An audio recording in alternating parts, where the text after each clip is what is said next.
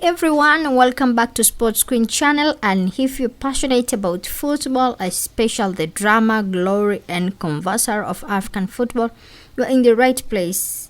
I'm Witness, and here we dive deep into biggest stories, the untold moments and behind the scenes realities from club like KAIZER Chief and other more. From match analysis to coaches, drama, transfer fans, reaction, exclusive commentary, we break it all down with honest and insight. Don't forget to like, subscribe, and hit the notification bell so you never miss a drop of football truth. Let's kick off.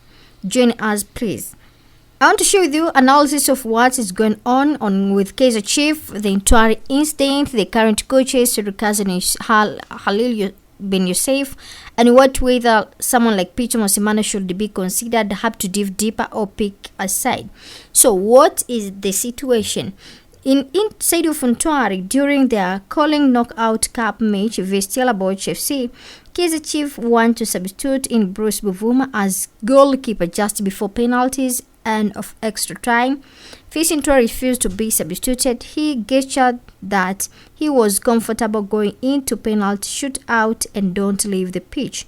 Chief lost the penalty shootout 5-4, and coach's response was Cedric's interim co-coach has said this refusal came from good intention, but that the way Ntwari acted was not ideal. He insists the matter will be handled internal. So there is criticism from former coaches, example Farouk Khan and Pandit, that Ntwari action undermine the coaching authority that this could set a dangerous precedent of addressing. So the coach status, KAIZER bin Yusuf are in trick position. They were assisted and announced in Nabi, and after his departure, their role have been elevated. Co-coaches in team leadership. Results haven't been great recent, and the Ntwari incident has amplified security. KAIZER has said that until management decide otherwise, they are in charge. He acknowledged there needs to be improvement, better finishing, better combination, and etc. So why the coaches wanted to replace Ntwari with Buvuma? The plan apparently was that Buvuma would come in for penalties, which is not uncommon in football. Sometimes a backup keeper is better in shootouts, or possibly better rested or has good history, etc. So Chief had made that plan. Possibly Ntwari had not been the first choice recent or was being rotated, and they had thought Buvuma might provide an advantage in shootouts. So what this could mean for KAIZER and bin Yusuf? Loss of authority and respect in any team if players disagreed coaches' tactical discipline, especially public substitution match decision. It weakens authority. If Ntwari can do this and it is tolerated, others may feel they can do too. The way the incident played out publicly with the substitution not happening doesn't reflect strong management control. Also, scrutiny and pressure. Results are part of football, but when behavior or discipline issue emerge, those often tip the balance in whether coaches are seen as capable. Fans, media, and insider are already asking whether they are up to risky management decision. Ultimately, whether KAIZER or bin Yusuf stay deeply on what the club leadership board management believe. Are they the right choice long term, or are they place holders until a big name is brought in? The club might see this as a chance to reset or bring in someone with more experience at crisis handling. So opportunity during international break. KAIZER has pointed out that the break gives time to work on issues, finishing, combination. If they use that period well, they could stabilize. Poor use of that window might reinforce negative narrative. The argument Chief should not be in training ground for coaches. This is statement fans share with big clubs suffer underperformance and rotating or young less proven coaches. Key points. So in big club come with a high expectation. Fans expect to win trophies, stability. When a coach is seen as learning on the job in front of demanding audience, tolerance is low.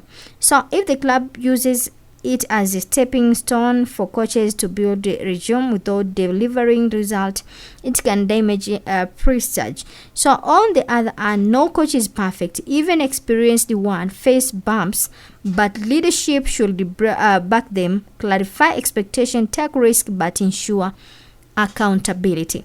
Should Pitso Mosimane be considered? Pitso is often suggested some consideration. He is experienced, especially in South African soccer. He won many trophies, domestic and continental.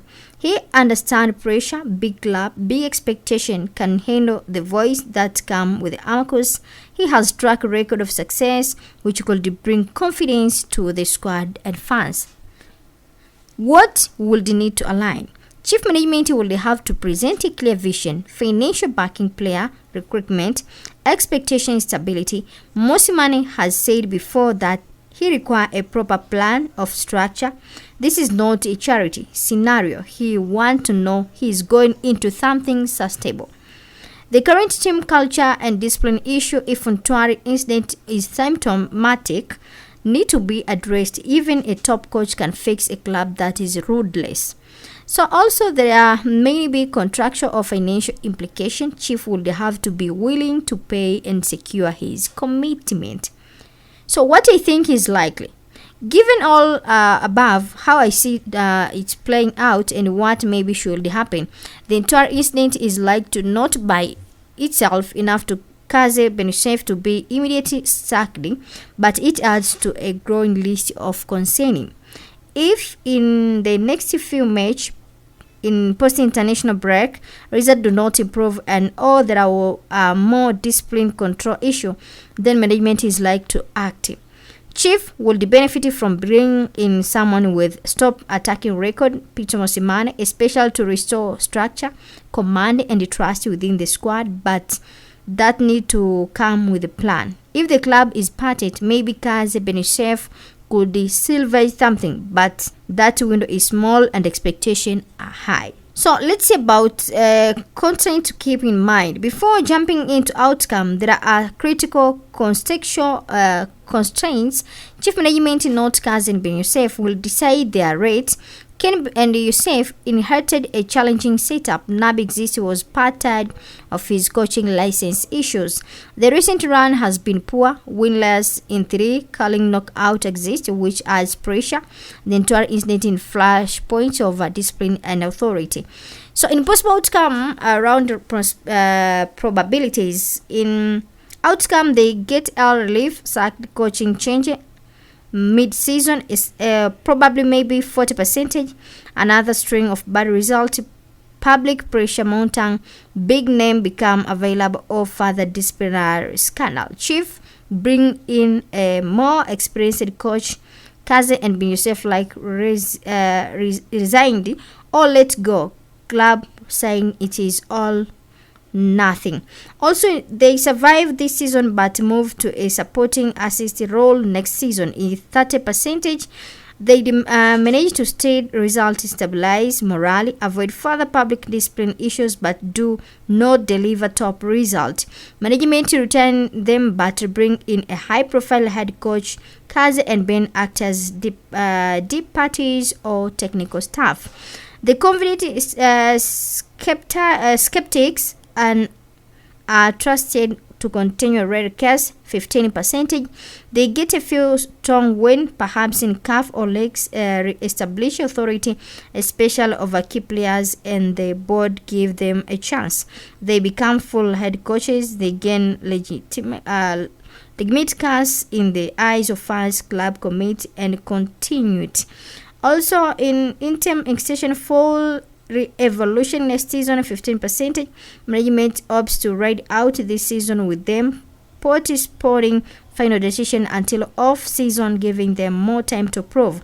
They remain in place till end of the season, but everything hangs on what happened in coming month.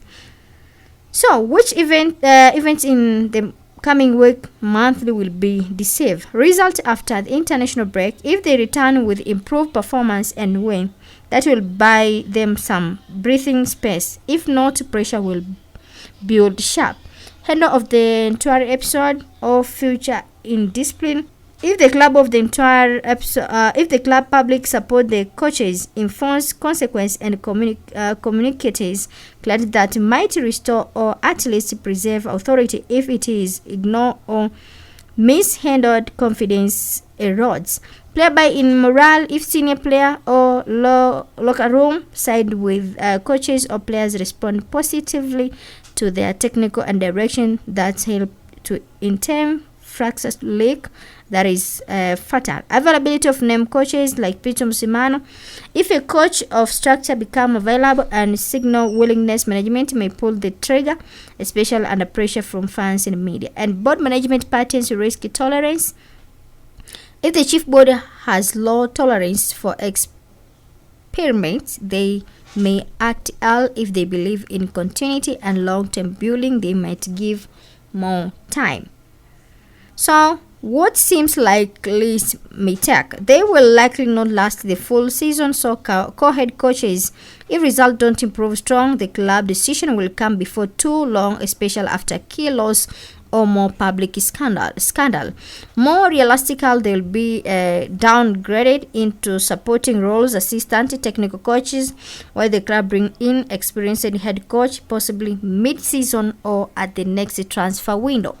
And the full trustee scenario, they remain as a lead coach, is at least likely unless they go on strong run, rebuild, respect, and board decided to risk is worth it. So in short, this is make or break period. If they survive, it will be by narrow margin, and mostly because management opts for continuity rather than admitting a mistake mid-season.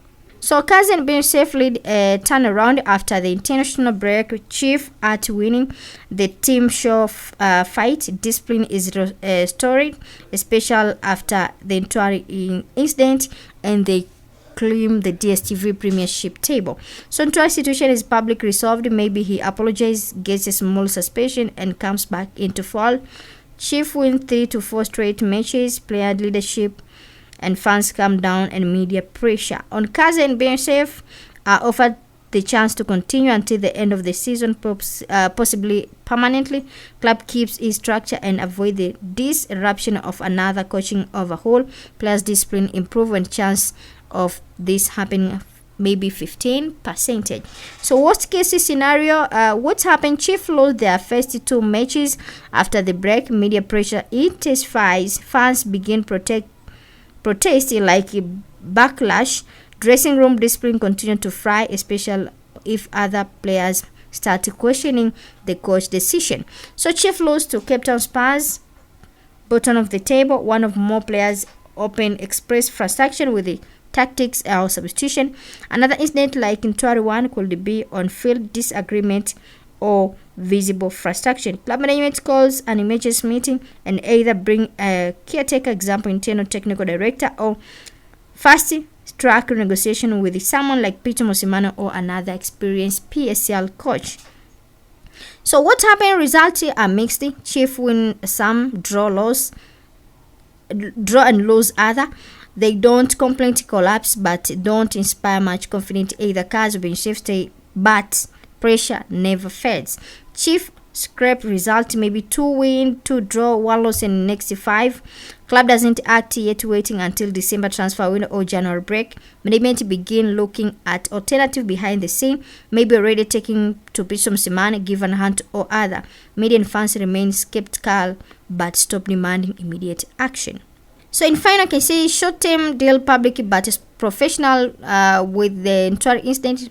Result coach authority. Mid-term, if from doesn't improve quick, appoint an experienced coach. Picture is deal if available by mid-November at the latest. Long-term, rebuild the players, discipline, culture, and create a structure where assistant coach are clear, defined as interims ensure the authority.